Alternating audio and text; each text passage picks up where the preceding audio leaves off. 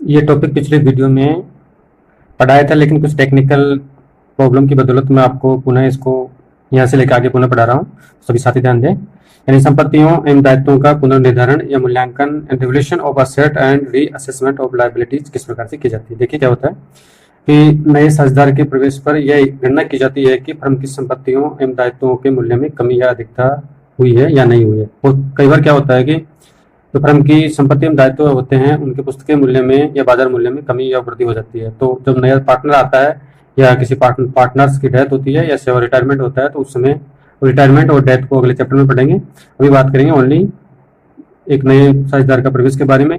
तो नए साझेदार का प्रवेश होता है उस समय संपत्तियों एवं दायित्वों के मूल्य का पुनर्मूल्यांकन करना जरूरी होता है। उनका मूल्यांकन किया जाता है कि संपत्तियों में या दायित्वों में कमी हुई है या वृद्धि हुई है। हो सकता है कई बार क्या कोई संपत्ति या दायित्व पुस्तकों में बगैर रिकॉर्डेड किए हुए रह जाते हैं, उनकी एंट्री नहीं हो पाती है या वो खातों में लिखे नहीं जाते हैं। इस कारण से उनके मूल्य में कमी या वृद्धि हो सकती है। माना कि कई बार किसी मशीनरी का या स्टॉक का लेखा नहीं किया गया, भूल से रह गया, तो उसका लेखा करने के पश्चात में स्वाभाविक है कि मशीनरी के मूल्य में वृद्धि होगी, स्टॉक के मूल्य में वृद्धि होगी। या ऐसे ही दायित्व है, कोई दायित्व रह जाता है बिना लिखे हुए, तो इसमें भी सेम ऐसा ही ट्रीटमेंट होगा।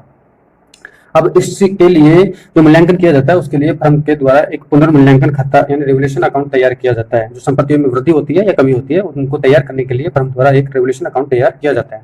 अब इसमें प्रत्येक संपत्ति एवं दायित्व पर लाभ या हानि को इस खाते में ट्रांसफर किया जाता है। जो यानी जो प्रत्येक संपत्ति या दायित्व होती है उस पर या जो रिवोल्यूशन करने पर लाभ होता है या हानि होता है तो इस खाते में ट्रांसफर किया जाएगा तथा अंत में शेष को पुराने साझेदारों के कैपिटल अकाउंट में उनके पुराने लाभ विभाजन अनुपात में ट्रांसफर करते हैं। जो अंत में रिवोल्यूशन अकाउंट बनाने के पश्चात में जो शेष होता है यानी लाभ शेष होगा यानी शेष होगा उसको साझेदारों के कैपिटल अकाउंट में, जो ओल्ड पार्टनर्स होते हैं उनके कैपिटल अकाउंट में उनके पुराने लाभ विभाजन अनुपात में ट्रांसफर करते हैं। साथियों एक चीज ध्यान रखें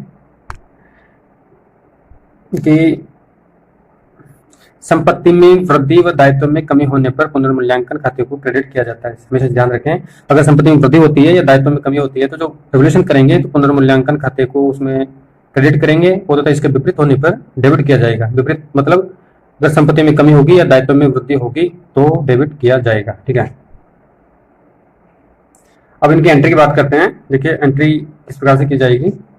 अगर संपत्ति के मूल्य में वृद्धि होती है तो स्वाभाविक एक लाभ होगा। अगर संपत्ति के मूल्य में कमी होती है, दायित्व के मूल्य में वृद्धि होती है तो लॉस होता है। ये तो नॉर्मल चीज है, आप जानते हो। अगर संपत्ति के मूल्य में वृद्धि होती है तो asset account debit to revaluation account करेंगे, गेन होगा, लाभ होगा। जब भी लाभ होता है तो रिवोल्यूशन अकाउंट को क्रेडिट करेंगे, अगर हानि होती है तो रिवोल्यूशन अकाउंट को डेबिट करेंगे, ये ध्यान रखें। अब ठीक है, अगर संपत्ति के मूल्य में कमी होती है तो revaluation account debit to asset account कर देंगे। और इसी तरीके से दायित्व के मूल्य में वृद्धि होती है, एप्रिसिएशन होता है तो revaluation account debit to liability account कर देंगे, लॉस होगा। और इसके विपरीत होने पर liability account debit to revaluation account कर देंगे अगर गेन होता है।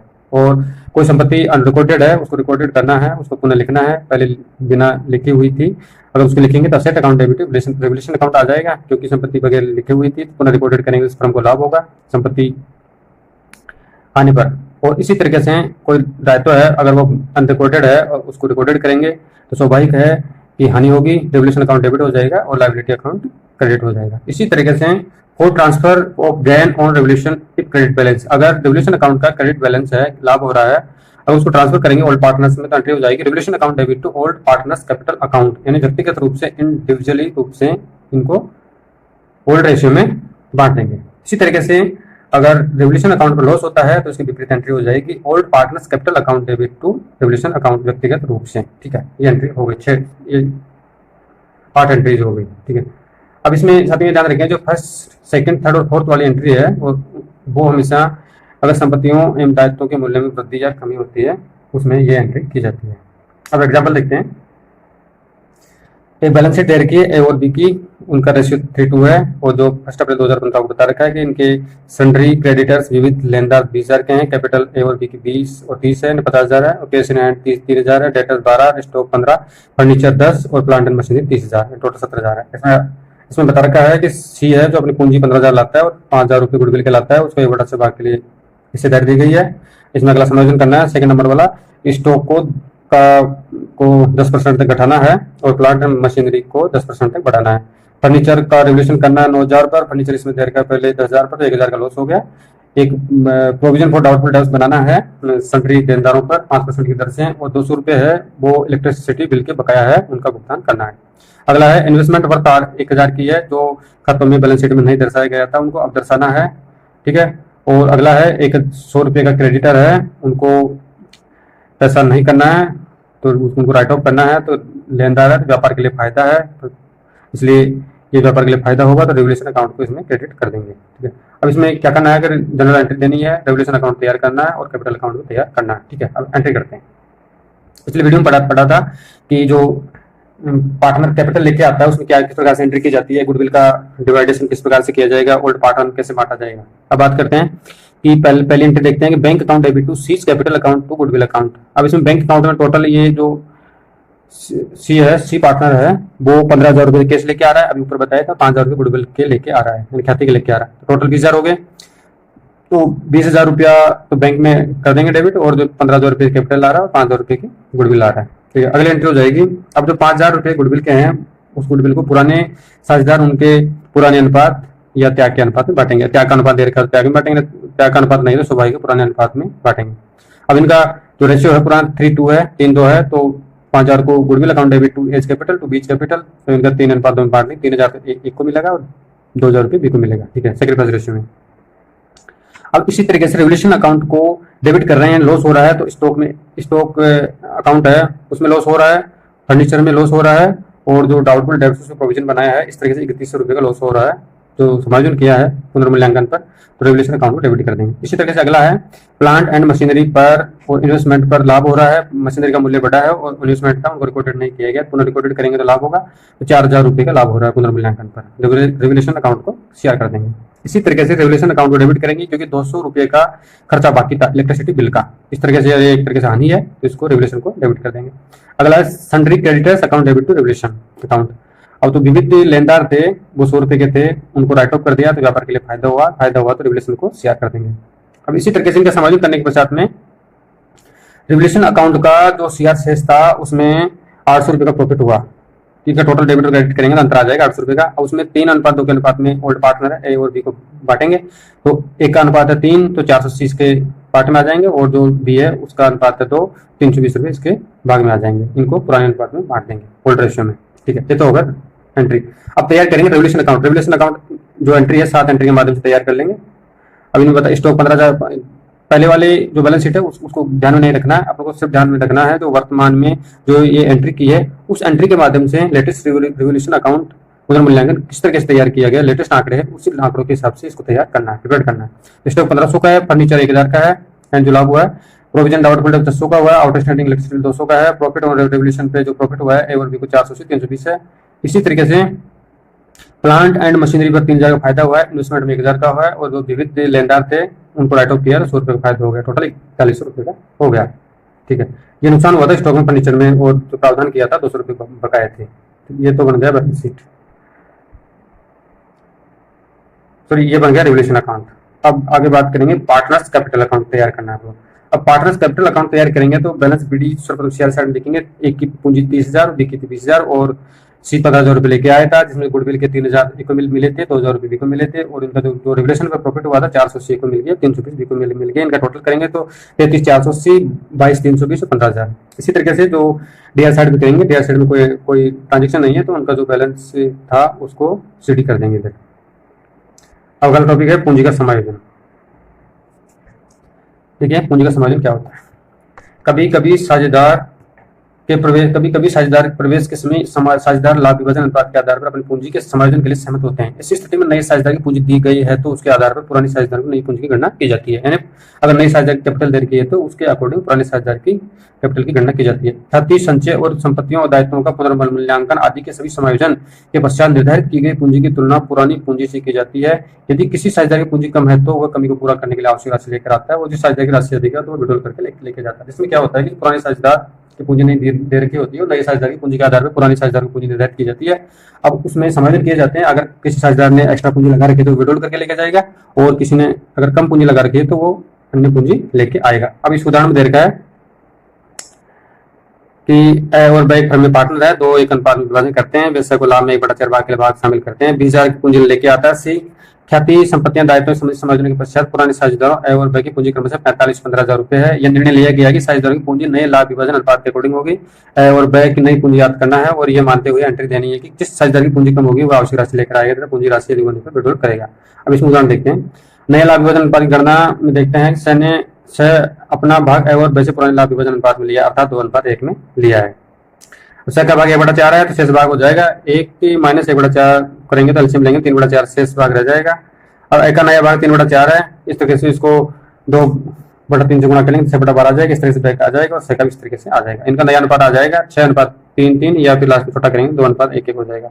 अब इनमें ए और बैक की नई पूंजी का निर्धारण करना है। देखिए अब सी है वो पूंजी में 1/4 भाग के लिए शामिल कर रहे हैं, 20,000 कैपिटल लेके आता है।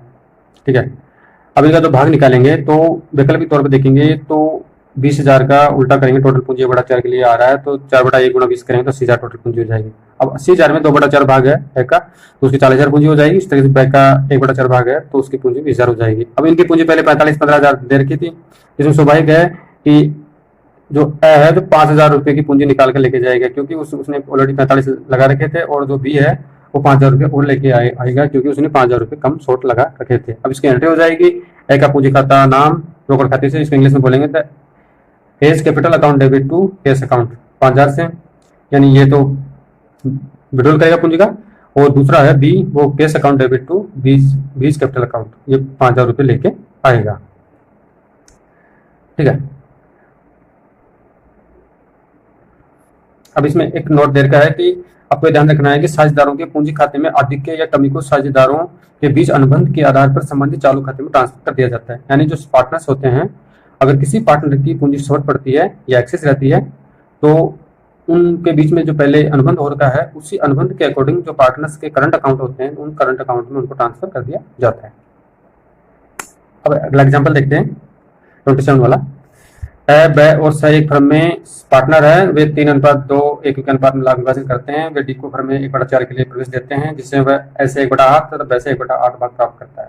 फर्म की कुल पूंजी 120 है तो देखो 1/4 भाग के लिए अपनी फर्म में पूंजी लाना तय हुआ। अन्य साझेदारों की पूंजी का समायोजन उनके लाभ विभाजन अनुपात के अकॉर्डिंग किया जाएगा। समस्त समायोजन के पश्चात ए बे और सी की पूंजी क्रम से 40, 35, 30 है।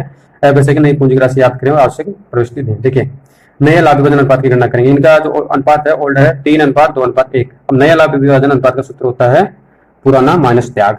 अब इनका पुराना दे रखा है 3:2:1। अब यहाँ पे कर रखा है, आपको समझने में थोड़ा ध्यान दिमाग लगाना है, नॉर्मल क्वेश्चन है। ए और बी का 1/2 दे रखा है तो 1/2 इसलिए दे रखा है कि 3 + 2 + 1 करेंगे तो 6 हो जाएंगे, 6 का 3 करेंगे तो आधा होता है 1/2 होता है, इसलिए शॉर्ट में इसका 1/2 दे रखा है। आप चाहें तो इसको 3/6 - 1/8 भी रख सकते हैं। इस तरीके से बे वाला है उसमें भी आप 2/6 के हिसाब से रख सकते हैं।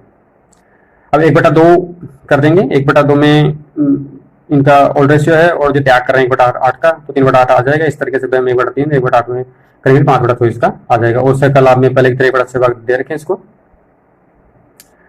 ठीक है, अब इनका जो नया लाभ विभाजन अनुपात याद करेंगे, इनको एलसीएम लेके छोटा करते हुए 9:5, 4:6 आ जाएगा। इस तरीके से सभी साझेदार पूंजी का निर्धारण करेंगे तो एक की पूंजी 1,20,000 रुपये है।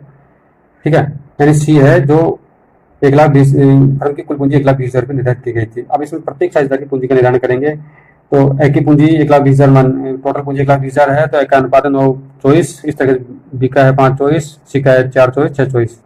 इनका राशि का निर्धारण हो जाएगा 45, 25, 30, 30। अब इसी तरीके से इनका समायोजन कर लेंगे। अब 5,000 एक की है 45, एक 40,000 है, इसमें थोड़ा गलत दे रखा है 45,000 होना चाहिए, 4.5 दे रखा है तो 5,000 रुपये एल लेके आएगा। इसी तरीके से वह है 10,000 निकाल के लेके जाएगा, सभी 10,000 निकालेगा और डी है वो 30,000 रुपये लेके आएगा, उसका शॉर्ट पड़ रहा है। ठीक है, अब इनके बीच में जो समझौता हुआ है डीड हुआ है उसके अकॉर्डिंग प्रत्येक साझेदार चालू खाता खोलकर उनसे संबंधित चालू खाते के बीच में इस राशि को ट्रांसफर कर देगा। अब एंट्री हो जाएगी इनकी एबीसी डी की जनरल एंट्री करेंगे तो cash account debit to A's capital, यानी जो ए है 5,000 रुपये लेके आएगा। इसी तरीके से बी इज कैपिटल तो सी इज कैपिटल तो कैश अकाउंट तो बी और सी है वो 10,000 रुपये को दूर करेंगे। और इस तरीके से डी है, डी का शॉर्ट पड़ रहा है तो cash account debit to B's capital account 30,000 रुपये डी लेके आएगा।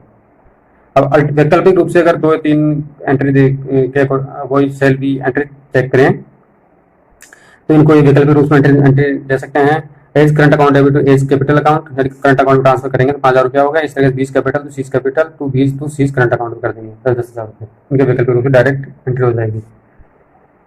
अगला है वर्तमान साझेदारों के लाभ विभाजन अनुपात में परिवर्तन, यानी जो वर्तमान साझेदार है उनका पहले क्या होता है कि जो भी अनुपात में परिवर्तन करते हैं वो या तो नए साझेदार के प्रवेश पर करते हैं या किसी साझेदार की सेवानिवृत्ति या मृत्यु पर करते हैं। लेकिन सेवानिवृत्ति और मृत्यु वाला चैप्टर आगे पढ़ेंगे, नेक्स्ट वीडियो में पढ़ेंगे।